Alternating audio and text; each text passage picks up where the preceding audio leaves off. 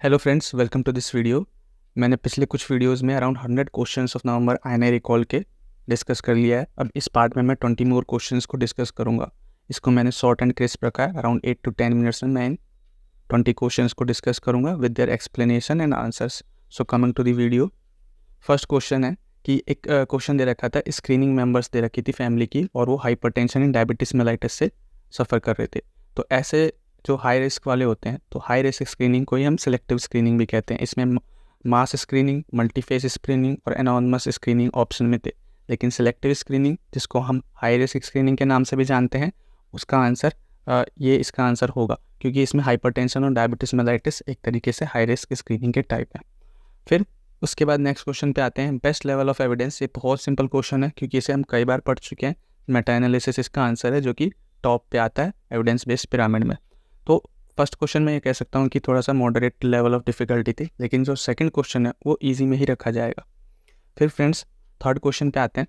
Third question में RCT का correct sequence पूछ रखा था। अगेन हम इतना डिटेल में नहीं पढ़ते हैं, अगर हम एवरेज स्टूडेंट और जल्दी जल्दी कवर कर रहे हैं तो इस क्वेश्चन को हम गलत कर सकते हैं। फिर भी अगर आपने ध्यान से पढ़ा हो तो इसको मॉडरेट लेवल ऑफ डिफ़िकल्टी में ही रखना सही रहेगा। और इसका जो सीक्वेंस है, अगर हम अपने लॉजिक से करते हैं तो भी हम इसको सही कर सकते थे, क्योंकि एनालिसिस तो सबसे लास्ट में ही होती है, ब्लाइंडिंग उससे पहले होगी और एक्सक्लूजन और इंक्लूजन क्राइटेरिया हम आगे रखेंगे। तो इस तरीके से हम फिट करके इस क्वेश्चन को भी कर सकते थे। चौथा क्वेश्चन एक फैक्ट बेस्ड क्वेश्चन था। ये आना ना आना ये आपके ऊपर था। इसको मैं कह सकता हूँ कि टफ लेवल का क्वेश्चन था, क्योंकि इसकी हम पढ़ते नहीं है इतना। ये फैक्चुअल क्वेश्चन था जो कि हमें पढ़ाया भी नहीं जाता है आरआर और बीटीआर में। आईसीआर मॉडल था, अगर आपने पढ़ा है तो बहुत अच्छी बात है, कॉस्ट इफेक्टिव मेथड में आता है। उसके बाद फिफ्थ क्वेश्चन पे आते हैं, community field based diagnosis of malaria का क्वेश्चन था। अगेन ये क्वेश्चन मलेरिया के डायग्नोसिस पे कई बार पूछा जाता है, अलग अलग तरीक़ों से पूछा जाता है। बेस्ट पूछा जाता है, मोस्ट सेंसिटिव, मोस्ट स्पेसिफिक। इस बार कम्युनिटी बेस्ड पूछ लिया है। और आरडीटी मतलब रैपिड डायग्नोस्टिक टेस्ट, जो हम फील्ड में यूज़ कर सकते हैं। इसमें बेसिकली हम HRP2 एंटीजन का डिटेक्शन करते हैं। तो ये question easy to moderate level में ही रखा जाएगा। नेक्स्ट क्वेश्चन पे आते हैं। नेक्स्ट क्वेश्चन एक बहुत ईजी, बहुत सिंपल क्वेश्चन, 8th और 10th का बच्चा भी इसे जानता होगा कि वाटर बॉर्न वायरस कौन सा है इसमें से, and that is HIV virus. Hepatitis A और हेपेटाइटिस ई फीको ओरल कंटामिनेशन से फैलते हैं, तो HIV इसका आंसर था। फिर 7th question high risk group पूछ रखा था। हम जानते हैं MSM मतलब कि man having sex with man. उसके बाद IV ड्रग अब्यूसर और CSW, यहाँ पे MSM दोबारा लिखा हुआ है, जबकि कमर्शियल सेक्स वर्कर्स ऑप्शन में था। तो ये तीनों तो हम मान सकते हैं कि हाई रिस्क थे, लेकिन डिस्टेंट ट्रक ड्राइवर एक तरीके से ब्रिजिंग पॉपुलेशन में आता है, तो इसका आंसर डिस्टेंट ट्रक ड्राइवर था, जो कि नहीं है। इसमें all of the above except पूछा था। फिर डिटेक्शन ऑफ एनीप्लॉइडी पे एक क्वेश्चन था, और डिटेक्शन ऑफ एनीप्लॉइडी मतलब क्रोमोसोमल डिसऑर्डर था। PCR mutational level, genetic mutation level पे डिटेक्ट करता है। सेंगर सीक्वेंसिंग भी, अगर हमसे क्रोमोसोमल एबनॉर्मेलिटी एबरेशन पूछता है तो हम इस फिश या फिर साइटोजेनेटिक्स का यूज़ करना चाहिए। फिर 9th क्वेश्चन देखते हैं। अगर हम ब्लड प्रोडक्ट्स की सेंट्रीफ्यूगेशन की बात करते हैं तो हम उसमें ये डिफरेंट प्रोडक्ट्स पढ़ते हैं। हम क्रायोप्रेसिपिटेट पढ़ते हैं, प्लेटलेट्स पढ़ते हैं और RBCs पढ़ते हैं, लेकिन हमने सीरम एल्बुमिन कभी नहीं पढ़ा है। इसलिए इसका आंसर जो कि पूछ रहा है कि कौन सा इसमें से पार्ट सेपरेट नहीं होता है, तो serum albumin is the best answer.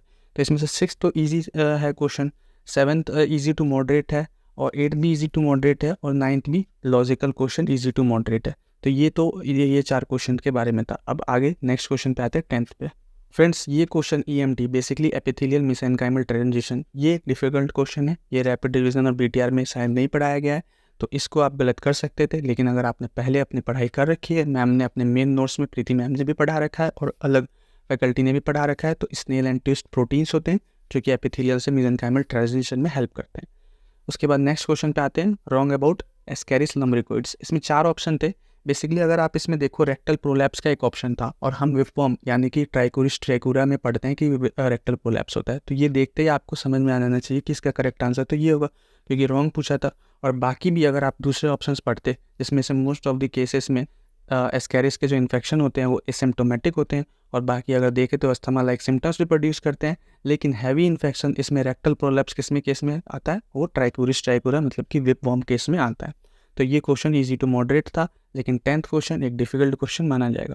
फिर एक FNAC दे रखा था, लेकिन उसमें लीवर सिस्ट का केस था, तो हम जानते हैं कि काइनोकोकस मतलब हाइड्रेटेड सिस्ट इसका पॉजिटिव एजेंट होगा। तो 12th is easier one, only question that is difficult in these 3 question is 10th one.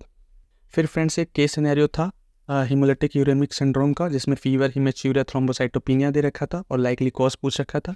हम इसके बारे में कई बार पढ़ चुके हैं। Easy question, E coli O157H7 इसका strain, that is the cause of hush. उसके बाद एक क्वेश्चन था, एक फार्मर था जिसको ब्लड ट्रॉमा हुआ था, on examination mildly EFB positive, acid fast positive था और ब्रांचिंग था। तो इसका मतलब कि ब्रांचिंग और एसिड फास्ट था, मतलब इसमें दो बातें हो सकती हैं कि या तो नोकार्डिया होगा या एक्टिनोमाइसिस होगा। अब हमें पता है कि एसिड फास्ट पॉजिटिविटी नोकार्डिया में होती है, तो इसका करेक्ट आंसर नोकार्डिया होगा। फिर फ्रेंड्स नेक्स्ट क्वेश्चन पे आते हैं। इसमें से कोल्ड स्टेरिलाइजेशन का मेथड्स पूछ रखा था, हम पढ़ते हैं इसे फर्स्ट चैप्टर में ही, और ये बहुत इजी क्वेश्चन था क्योंकि हम जानते हैं ऑटोक्लेव एक कोल्ड स्टेरिलाइजेशन का मेथड नहीं है, और मे बी इसमें कुछ और ऑप्शंस भी थे, बट मैं जो रिकॉल ले पाया हूँ उसमें यही पता चला है कि ऑटोक्लेव एक मेन ऑप्शन था जो कि एक्सेप्ट में जाना चाहिए, क्योंकि गामा रेज और plasma sterilisation is a way of cold sterilisation. और फ्रेंड्स नेक्स्ट क्वेश्चन पे आते हैं, और यूरेथ्राइटिस इन मेल, इनमें से पॉजिटिव एजेंट पूछ रखे थे लेकिन उसमें एक्सेप्ट क्वेश्चन था। अब अगर आप इस क्वेश्चन को देखोगे तो आप मे बी आपको लगेगा कि सारे जानने पड़े, लेकिन गार्डिनेला जो होता है वो बैक्टीरियल वोजिनोसिस कराता है, तो उसी समय से आपको अंदाज़ा लग जाना चाहिए कि बाकी तीनों कराते हैं। और कई बार हम यूरेथ्राइटिस के कॉज पढ़ते हैं, गोनोकोकस, ट्राइकोमोनियासिस और क्लैमिडिया, तो उस हिसाब से भी ये क्वेश्चन सही होना चाहिए था और ये मॉडरेट लेवल का क्वेश्चन ही होगा। फिर ट्रू अबाउट क्रिप्टोकोकस एड्स में देखा जाता है बर्ड ड्रॉपिंग्स के साथ एसोसिएटेड होता है, यूरियस पॉजिटिव, इसका निमोनिक भी पढ़ते हैं हम, जो यूरियस पॉजिटिव होता है। तो ये तो इजी क्वेश्चन था, और बस इसमें एक फॉल्स स्टेटमेंट थी कि CD ग्रेटर देन 500, जो कि गलत है क्योंकि लोअर CD मार्कर्स पे, लोअर CD वैल्यूज़ पे, CD T सेल वैल्यूज़ पे मिलता है। तो इस हिसाब से ये क्वेश्चन भी मॉडरेट लेवल का था। फिर एक क्वेश्चन था नॉइज इंड्यूस्ड हियरिंग लॉस का, और वो किस तरीके का हियरिंग लॉस होता है, वो SNHL मतलब सेंसोन्यूरल हियरिंग लॉस होता है, ना कि CHL। तो ये क्वेश्चन भी ईजी था। बाकी इन 3 क्वेश्चनों में से थोड़ा सा डिफिकल्ट बस 16 क्वेश्चन ही है।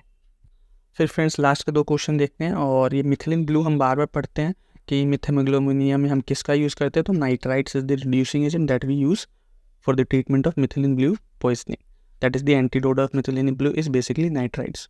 अब लास्ट क्वेश्चन देखते हैं इस सबसेट का, मार्शल ट्रायड पूछ रखा था, और मतलब कि ब्लास्ट इंजरी में कौन से टाइप की थी, प्राइमरी, सेकेंडरी या फिर टर्शियरी या क्वार्टरनरी।